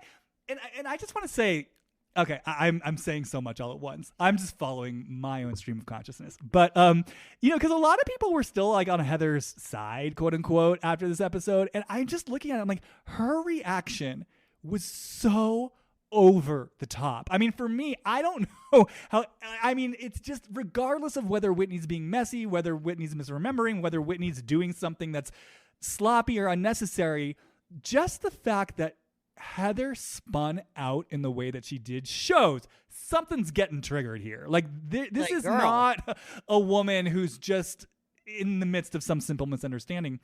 But what I wanted to say was I was so confused because I was just like, look, if all Whitney is saying is that you were there when Angie Harrington said this rumor, Whitney's not even saying you repeated it. Whitney's not saying like you got off on it. She's just saying you heard it at the same time that I did. And I was like, why is this so enraging? Why does she need to deny it? And so then I was just kind of like piecing together how Heather was showing up elsewhere in the episode. So like going back, so this is why this came up, because I remember after she took in Whitney's information, she goes to Lisa and is like, I forget now the exact text of the scene, but it's like, I just want to give you a heads up and I want to check in on you. Remember when they're at that event where they're dressing up in the traditional in the horses? Yeah, like Heather made a point. What does she give her a heads? Oh, about Meredith. Yeah, like talking about her, right? Yes. Okay, so it's all coming together for me. So, because again, like I said at the top of the episode, I'm like, I get so confused about holding all the different threads for her, because on the one hand, she's like giving Lisa the heads up about Meredith and she seems to not know about any of this. And then on the other hand, she gets so enraged about what Whitney is saying. So for me, once I really kind of dropped in and felt this flavor of like the competition with Whitney around the storyline, I started kind of recontextualizing everything. And this is my kind of working theory. I'm not even going to call it an intuition yet. I'm calling it a working theory, but I want to say it feels like it could really possibly be true. So here we are, right? So Whitney has come in already, basically stepping on Heather's toes. I've got this new storyline. I'm recovering repressed memories. This is raw and real. Heather's already kind of triggered around that, right? Yes. Meanwhile, Heather's got this whole thing going on with Lisa. We're forging a friendship. We're starting a new leaf. We're starting a new page. And I want to say this feels like part of Heather's good girl act. Like, I'm moving forward with Lisa. And as we just established, part of this is I'm coming to you with information. I'm giving you the heads up. I'm being the good friend to everyone. So we already have Whitney sort of drunkenly, messily stumbling into her like deeply emotionally devastating family storyline. Now Whitney drunkenly stumbles into this kitchen in her lingerie and is saying, Lisa, I've got this new relationship with you. It's real. It's meaningful to me. I don't want to carry the burden of this. I'm telling you what was said. And so I just think even that right there, I'm like, holy shit. It's another example. Whitney is doing the very thing that Heather says she's doing. Heather's not really doing it, though. For Heather, it's political. Yeah. Whitney's actually doing it. Whitney's actually forging a bond with Lisa. Whitney's actually taking accountability for something. Whitney's actually giving her a real heads up. And again, doing it in this very kind of messy Whitney way. So that right there, as Heather, I'm kind of clocking that as like another thing that's getting taken from me. And then I feel like where I can kind of imagine this all kind of coming together if Whitney's essentially saying, Heather, you heard this too, you were there, even though I, as Jamie, don't think that that's a big deal. I could imagine for Heather, in the way that she presents herself, there might be a feeling in her of like, oh, if it's coming out that I'm hearing this stuff from Angie Harrington, who, by the way, I'm about to like invite to events and stuff, and I'm not the one saying it. Whitney's the one saying it. Again, it's even as I say it, it's like she's stealing my fucking thunder. She's doing the thing and she's doing it really messy. And that's why I think that's where the immediate, like, you're a liar came out. It's like, I'm already triggered. And then Whitney's looking at her and saying, you're the liar, which for me, that starts to tap into all of Heather's narratives and lies. And that's why I think it just became this thing of like, don't you dare call into question what I'm doing. It's almost like Heather in Whitney could see all of her stories, her storylines, her image that she presents unraveling, and Whitney just taking it over. And I really feel like that's where a lot of this rage was coming from. That's what I was getting from Heather's blatant denial of something that really kind of wasn't that big a deal, to admit that you heard from someone else, aka Angie Harrington, aka Lisa's nemesis, that she's like, oh yeah, she sucks that guy's dick for courtside seats. Not that big a deal that you were present for that rumor, that you heard it from, but I feel like admitting Heather being called out that she's been near Angie Harrington talking shit was probably one of Heather's biggest secrets that she wasn't ready to reveal. Because I'm sorry, I know they've been talking shit about Lisa, because they basically admitted that at the reunion. Oh yeah, they admitted it. Yeah. They're like, all we basically do is sit around talking shit about you.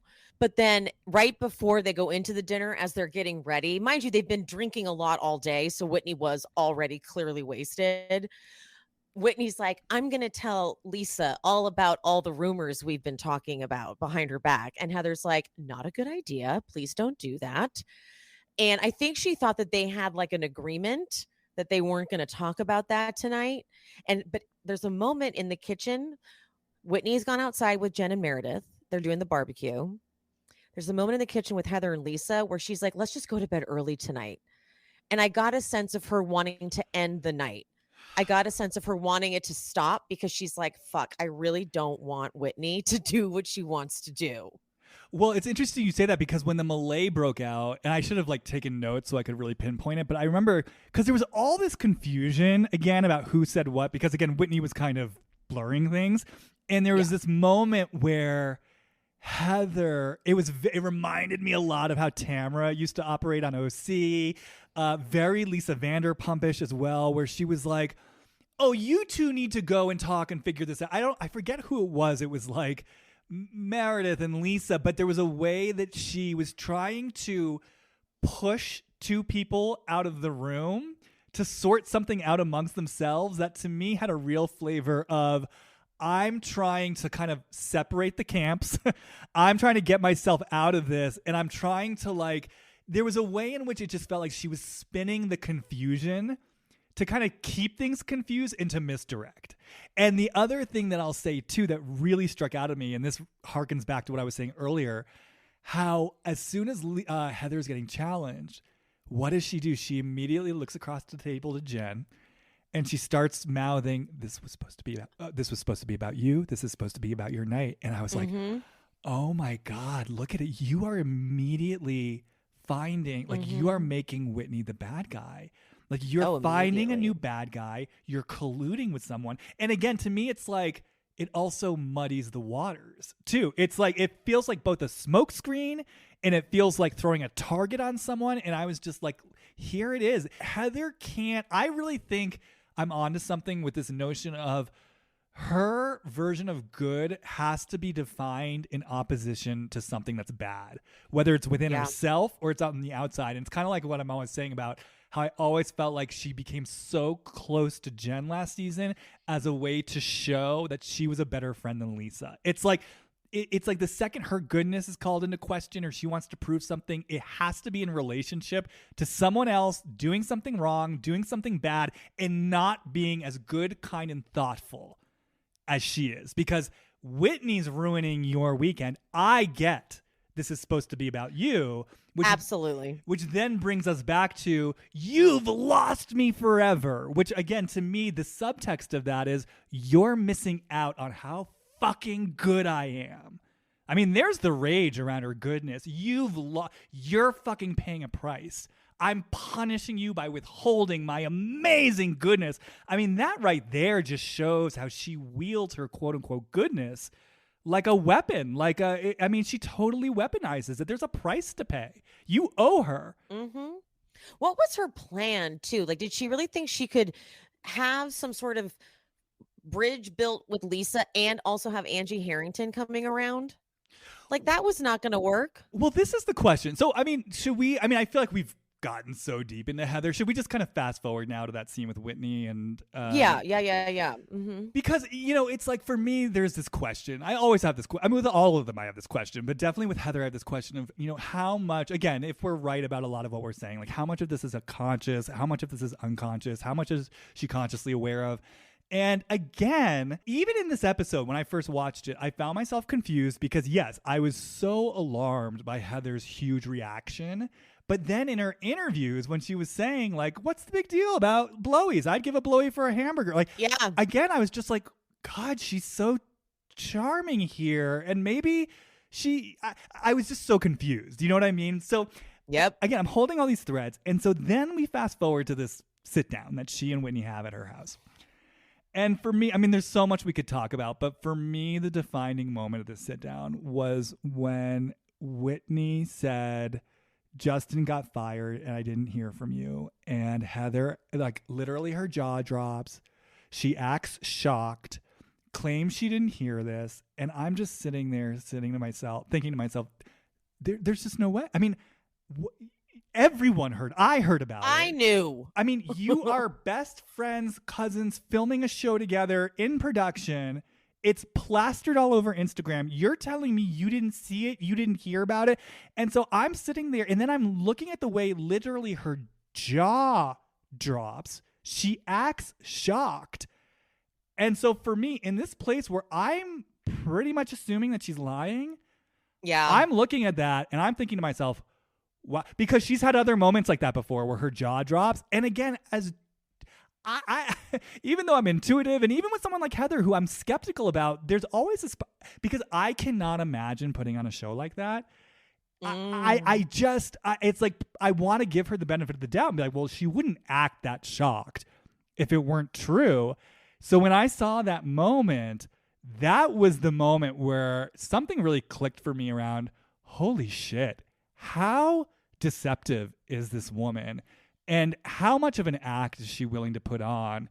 And again, how aware is she that these are lies in the moment? You somehow brought something in about her level of, you were asking about how did she think this was going to work, befriending Lisa, yes, but also bringing Angie Harrington Bringing around. in Angie Harrington. And so there's just, I think my kind of non-conclusive response to your question is I'm just starting to wonder just how lost in her own Hall of Mirrors is she? How much is she not thinking things through? How much of Heather is just like acting in the moment and just saying what needs to be said? I mean, I don't know. But she's feeling unhinged to me this season. Like she says when she starts victimizing herself, she's like, I'm sorry I didn't see this online. I'm sorry that I'm not well versed in the gossip mill. And it just kind of reminded me of when they were at that dinner, the final night in Scottsdale, Arizona, where Whitney and Heather get into it again over dinner. And Heather said something that I thought was so telling, where previously it was like, I wasn't there for that. I didn't hear that. It didn't happen regarding the rumors around the courtside tickets. She suddenly says something like, I'm sorry that when like a rumor comes in that's just so disgusting and reprehensible, I block it out because I don't want to hear that kind of thing. She said something like that. And I remember when I heard that, I was like, wait a second. That's a Yes. whole different story that you're spinning right now. And how convenient that it sets you up as someone who's so pure of heart that when you hear a salacious rumor, you block it out. Oh, my word. I just block it out. I don't listen to that. Come on. And so then when she said, I'm sorry, I don't pay enough attention to the rumor mill, like to me, it just had this similar flavor of like, you're lying about these things. Like you've heard these things, and again, your story is changing, and now you're suddenly, and again, she does that manipulative thing to Whitney that she did to Lisa, where Whitney's just trying to have an honest conversation with her, and she immediately makes it, I mean, you're telling me I'm this horrible friend, which no, Whitney never said that, and then she's storming out of the room. And so again, for me, it's just like the second anything comes in that in any way confronts Heather with the possibility of like her machinations, there's just something so, it actually feels really fragile. There's something so fragile in her that can't tolerate it or take it. And again, she just shuts it down. So, the final point I'll make about all this, and again, this is why I want to do this episode. I it's like, I don't know where to land about Heather's kind of emotional wellness, mental wellness, but I just have questions about how cognizant is she about the tales she's spinning, the lies she's saying, her inconsistencies. I don't know. I don't know. I thought it was real fucked up, to put it in layman's terms. Okay. Real fucked up when Whitney says to her that she's had this issue about the whole not reaching out during, when Justin was fired. But Heather says, well, you had a whole dance routine and blah, blah, blah. And she goes, well, yeah, you had an event. I want to be supportive and show up. And she goes, oh, well, so you get to show up to my event and be the hero, and I look like the asshole. Oh, that's where you went with that? Oh, and not only that, there was an additional layer, which was you showed up to this and I didn't even know you were harboring all this hatred towards me. Like it's just so interesting because Whitney's basically saying, Heather, I'm living in a more nuanced place where I understand there's conflict. Yeah. And I care about you. I'm showing up. I'm trusting we're going to get through this. And I had good intentions. And Heather, and let me also express what I'm disappointed in. And Heather, immediately spins it into, oh, so you, like, again, this sort of almost childlike, emotionally immature, black or white binary thinking of, oh, you are harboring hatred towards me. Meanwhile, like being fake at the audition, which, in the spirit of projection, I think it's interesting. This is how she's interpreting Whitney. This is what Whitney was doing. Perhaps this is a lot of projection. Yeah, perhaps Heather harbors hatred and goes and does things, in a fake way. And then to your point, what you just brought in about I'm the horrible friend. It's just it's she immediately spins out with things that aren't being said so that she can victimize herself, martyr herself, shut down the conversation, and then flee the room. Projection is the perfect word for Heather. That's what I noticed. Kyle does this on Beverly Hills, where they have paranoias about things they do. So like Kyle would be paranoid that this is a setup. This is a setup. You guys are setting me up to be the bad guy. It's like, oh, wow, that's what you clearly do all the time. So Heather's like, okay, so you get to be the hero and I'm the asshole. Or, like I'm just, you harboring all this resentment towards me, but you went to the event and blah, blah. Okay, so that's clearly what you do. So she's done this a few times. So clearly Heather knows how narratives are spun and how to spin them. And so she's doing that in her mind. Yeah. And again, I mean, you're basically saying this, but it's just so interesting to look at the narrative she's speaking to, where she's the one framing things in terms of the hero and the asshole. Again, I'm going back to my thing of my goodness is defined in opposition of badness. It's either or. One defines the other as opposed to like an integrated whole, which again, that's just why I think it's so interesting that Whitney's integrating herself. And now there's a fracture in their relationship because it can't tolerate the integration. And isn't it interesting that Heather still hasn't asked, how are you doing, by the way, Whitney? It's shocking. Like her lack of, I mean, let's just say Whitney was totally out of control and, making horrible messes and inappropriate, which I don't see it that way. But let's just say, I mean, to not, as her best friend and cousin, to want to give her the grace of, oh, you're recovering repressed memories of like sexual abuse. Let me give you some grace there. And so to me, it just kind of confirms that there's something in her that just deeply resents this. I don't even think she believes her. I think she's like, I cannot take this in. Which makes me feel like even that's a projection. Like, then are you making your family shit up, Heather? Well, like, because it's like, girl, why don't you even believe your friend, your cousin over here? She's telling you she's repressed childhood memories of sexual abuse or childhood abuse. She's telling you that. And here she is telling you yet again, your behavior in Arizona was really hurtful. And she's like, yes, I made a lot of mistakes in Arizona. And you still haven't said, how are you doing? Not one time. I'm telling you, I think because she's making up some of her family stuff. Well, I think that, and another layer I would bring into it too, it's almost like I think part of her also doesn't want to believe it, because if she believes it, it's like then she has to soften. She has to kind of surrender to this. And I think there's something that in her that's so deeply, I think she is so pissed. And again, going back to kind of what I was saying about her judgment of how dark she can get. Because I mean, I'm actually smiling because it again, it's so human. It's so human, but it's like to be pissed and resentful at someone for their recovered memories of abuse because it steps on your storyline. Like, superficially, there's nothing. I mean, you can't get pettier than that. You can't get more spiteful than that. You can't get uglier than that. And the reason why I say I'm smiling, I'm like, because it's so human. You know what I mean? And that's what I'm saying. If Heather were willing to become conscious of that and to own it, that's the place where she starts to get exploring, well, okay, why am I so resentful? And why am I creating these storylines? And, you know, what is this in me? And it's going to take her somewhere. You know, again, it's just her humanity. But I think that, I think Heather, like all of us, but I think with Heather, she can get somewhere really dark and ugly. And that's the piece I think that it's like she protects it. Like, it's like no one can see it. No one can have that on me. If people know this about me, I'm screwed. It's like I'm lost. It's also interesting too, because in the spirit of projection, it's like going back to last year and last year's reunion, you know, just seeing how Heather did love the fact that Lisa Barlow had that moment, you know, where something slipped, and, you know, loved it. Oh my God, she loved it. And so again, kind of in the spirit of, you know, Heather really sort of projecting her own pathology on others. It's like, are you kind of using Lisa's human moment against her?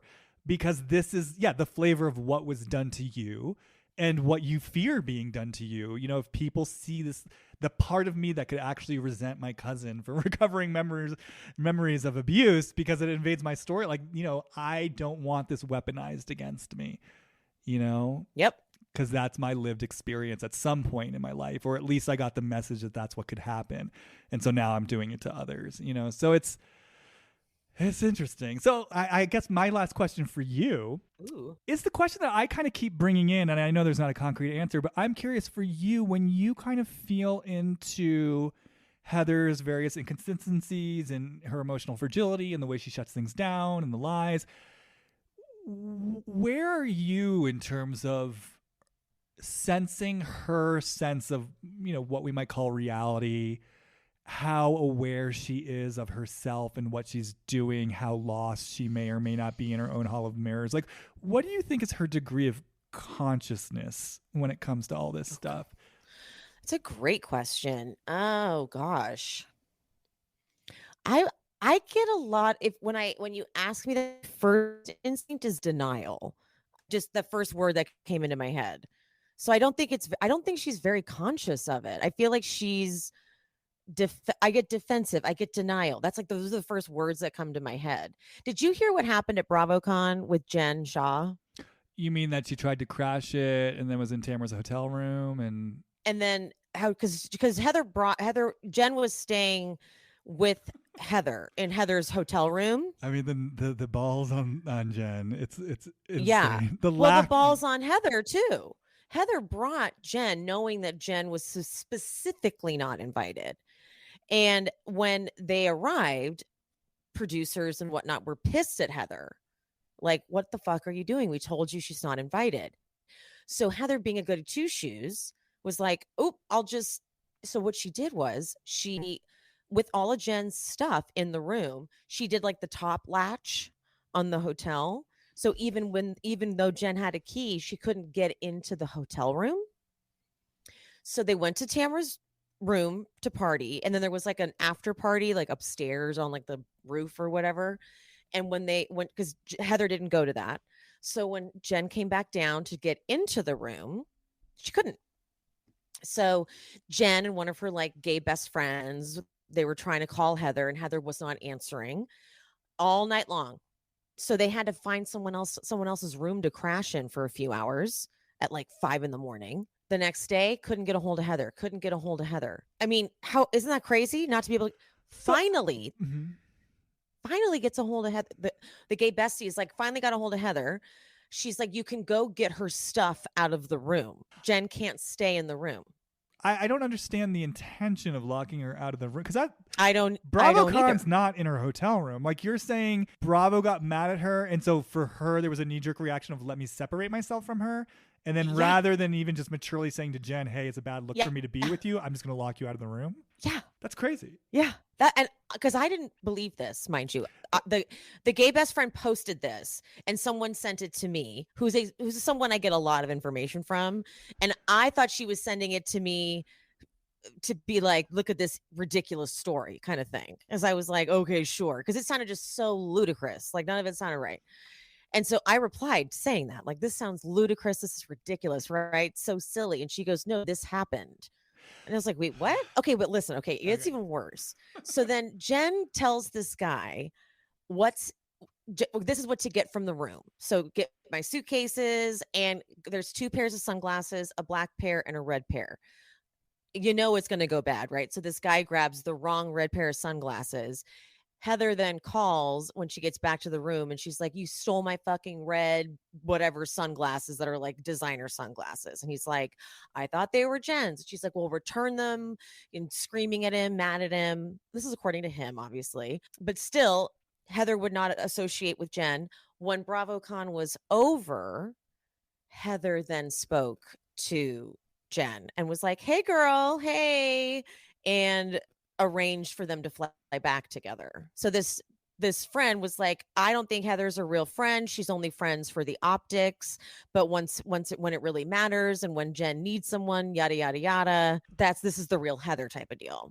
Well, it's so interesting you're saying this, because, yeah, I mean, there are things I've heard too. And to your point, I've had the exact same reaction where I hear some of these kind of outlandish tales, and my initial response is, this is crazy, and are you lying? Like, I really call into question. And so it's just interesting. It's interesting to hear you bringing in a tall tale, and to hear that you had the same response of, this sounds absurd. So it's like, the more that I hear other people are having this experience, it's sort of lending credibility to the idea that, I mean, and actually when I say this, I want to be clear, like, it does make me feel compassion for her, because if she really is this, I'm trying to think of a generous word. If things are this out there, obviously things are off, and she's struggling, and that's not a happy place to be. And this is why I brought in this question in the first place. Even though, yes, there's a spirit of kind of fun and playfulness I'm bringing into this, because it's a TV show and I'm watching the TV show. I really did want to name all these inconsistencies and whatnot, because to me, they're glaringly obvious. And I just feel like this is in the text. Unlike Heather's ski day, this stuff is in the text. And it just feels important, if we're going to be exploring Salt Lake City and everything that's happening this season. Like, we've got to acknowledge that she seems to be unraveling in front of our eyes this season. Yeah. And when you ask about her level of consciousness, I don't think it's very high, because I don't get the feeling that she's aware of it. And it's like, I just don't get it. I don't get self-awareness from her. I get self-awareness when it's socially convenient or socially acceptable. Like we all know, like, being self-deprecating Right. is like socially acceptable. We like that. We like that kind of shit. But she is not really in touch with what her true darkness is, I don't think. And she's afraid of it is what I get. That's the vibe I get. Well, also, yeah, I mean, obviously, that's something that I've been bringing in, but I think you're helping me to also bring in a different layer now, where it's like, I think there's that core layer of I'm so scared to know my own darkness and to know this about myself. But in this place where she has perhaps constructed this whole kind of hall of mirrors, house of cards around it, and there's perhaps kind of like a real fragility there, it's almost like if I let myself know this darkness, not only do I risk knowing myself as a quote unquote bad person, but if I'm fragile there, it's kind of like then the house of cards really is toppling down, because they're really, I mean, again, it's like, it actually feels a little painful to say this, like as we're exploring this, and I really don't mean this in a light way, like there might really be some mental issues here. I mean, she might, if these things are true, like she might really need some help. So it would make it even more of a possible threat, to kind of like her literal like her sense of sanity, her sense of reality as she's constructed it. You know what this reminds me a lot of? Did you watch Love is Blind? No. Oh, okay. I'm just taking that in for you because I feel like you would get a lot out of it. Because I know a lot of my listeners watch Love is Blind, but without go ahead. Without going into details, there was like this hugely controversial reunion episode to this latest season. Ooh. There was this one couple. Tell me. I want to hear it.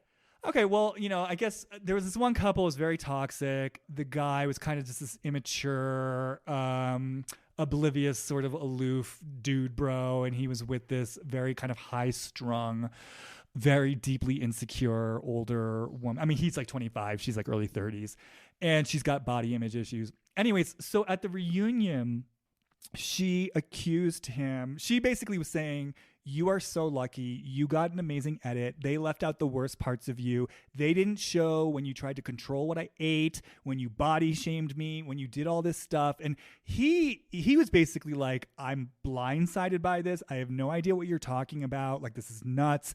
And like, when did this happen? And then she references a specific moment where it happens, where she was eating these 2 small tangerines and he shamed her for it and was like, oh, you're going to eat both of those? Like, and really like that you're going to spoil your appetite. And she presented it in a very specific light.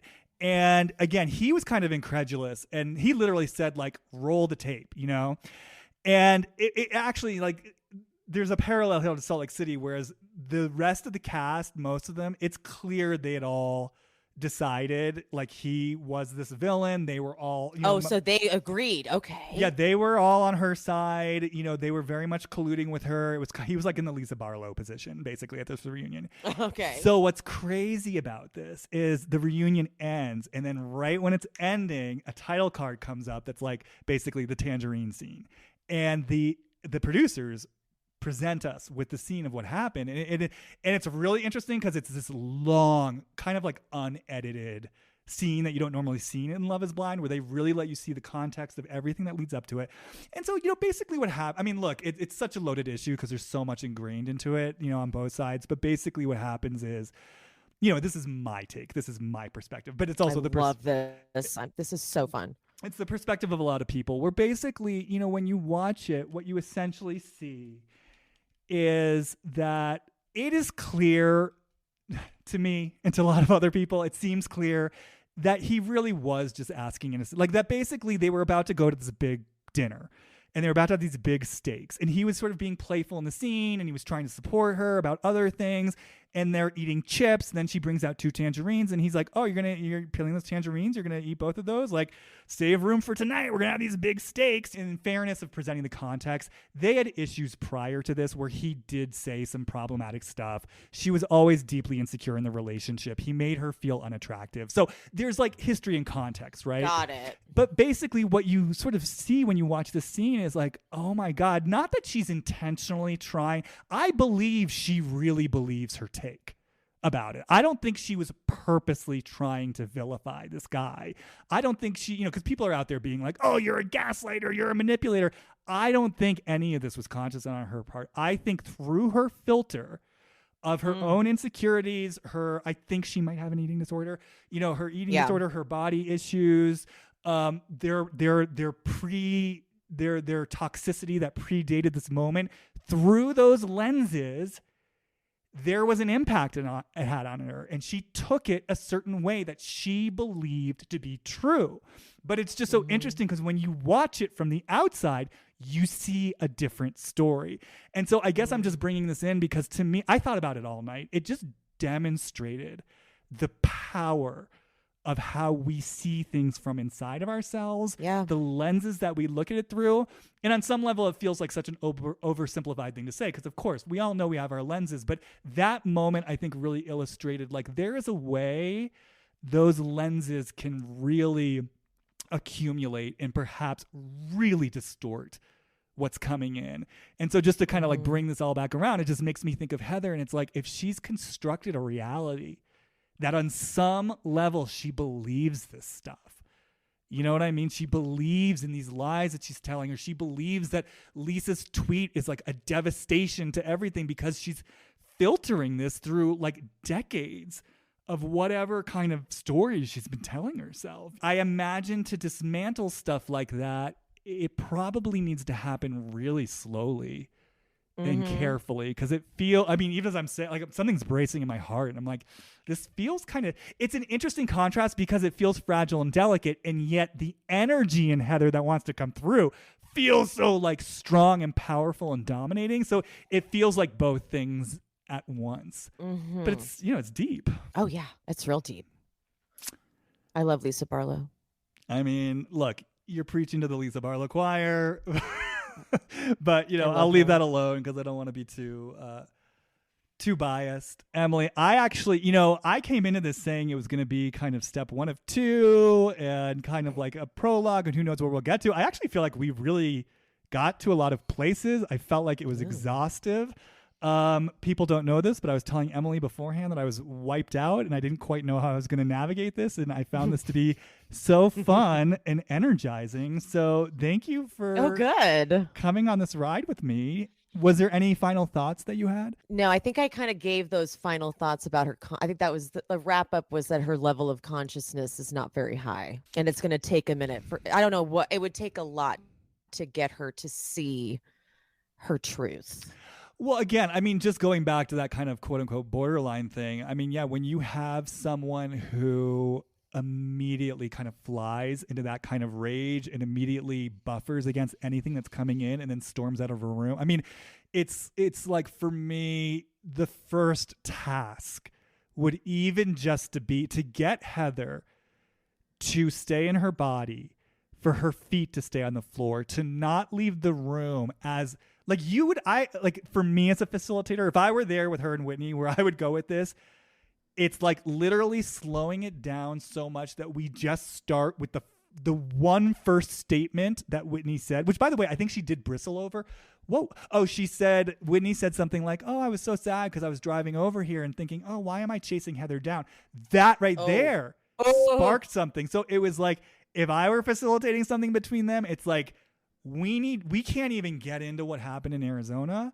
We are dealing with this one statement in Heather. Like, you need to breathe, slow down, and let's create safety for you to start taking in what's happening. It's almost like she can't even let herself organize what's happening inside of herself. Because again, if she starts to get clarity about what's happening inside of herself, guess what? That's a one-way ticket to ultimately knowing her own negative intention. And that's the thing she's been protecting against all this time. So, I am really feeling my compassion for her. It's like she does not have an easy task ahead of her. No, she does not. But oh my God, like the Heather we would get once she has that breakthrough would be so interesting. Because she is likable, charming, funny, smart, and perceptive. Yeah, exactly. Like, she could be so fun. Totally, because she's all those things. Like, I would absolutely imagine when you meet Heather, you're like, she's awesome. Like, if you were like at a bar and you met Heather, you'd be like, she's cool, she's funny. So imagine like the Heather we could get if she was like, here I am, imperfect, like for real, imperfect, raw, on a healing journey, like Whitney. Like, it would be cool. but it's going to take a lot. It's going to be a big adventure, and she's got to have a lot of courage to go there.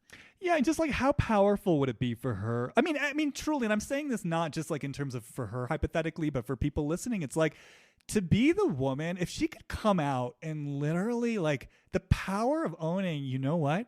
I resented you for your trauma story. And it was dark and it was ugly of me. And I'm sorry. Like, that's fucking powerful. Like, I don't like this about myself. And I did that. Like, I did that. I love it. Exactly. Yeah. That's the power. Exactly what you just said. Owning shit like that is more powerful than all of the acting out around trying to hide it. I feel like Lisa's really been trying to do that, you know, with her just saying like, yeah, you know, I said this, I did it. And, you know, so it's like, you know, but I also have to imagine where these women are in particular in terms of like LDS, maybe even Salt Lake City, you know, just looking at these games that the Harringtons are playing, I have to imagine this is not a culture that's really supported. You know, again, it feels like it's a culture where your humanity does get weaponized against you.